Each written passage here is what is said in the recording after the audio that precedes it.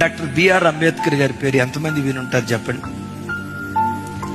ఆయన అనుభవించినంత పేదరికంలో తొకడ ఇంత కూడా మనం అనుభవించలేదని చెప్పడంలో సందేహం లేదు. కానీ అద్భుతం తెలుసా, భారతదేశ చరిత్రలో ఈయనంత గొప్ప విద్యావేత్త ఆ రోజుల్లో లేరంట. ఈయన గొప్పతనం ఏంటంటే, ఒకనొక సందర్భంలో లండన్లో చదవటానికి వెళ్ళినప్పుడు రోజుకొచ్చి 21 గంటలు చదివేవాడట. తాను జాయిన్ అయిన కోర్సు అందరూ 8 years చదువుతారైతే ఈయన 2.5 years లో చదివి పూర్తి చేశాడట. ఎట్లా చదివాడంటే రోజుకొచ్చి 21 గంట చదివేవాడట. ఆయన గూర్చి హిస్టరీ ఏం చెప్పిందో తెలుసా? ఆయన లండన్ నుంచి వచ్చేటప్పుడు, అదే బారిస్టర్ చదివాడు కదా, 32 బాక్సులు తీసుకొచ్చాడట. 32 బాక్సులు.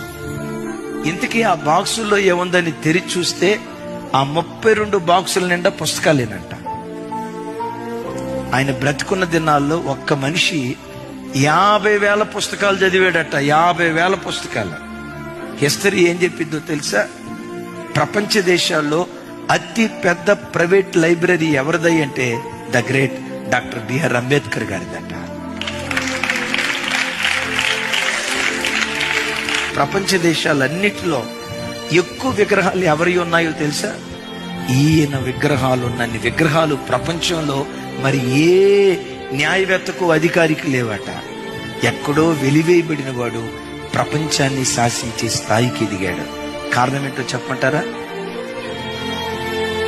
జ్ఞానం. ఆ జ్ఞానం ఎలా వచ్చింది? కష్టపడి చదువుకున్నాడు. మీరు ఎప్పుడైనా చూడండి, ఈ కోతి చేష్టాలు చేసేవాడి బ్రతుకు కోతివుడి బ్రతుకుగానే మిగిలిపోతుంది.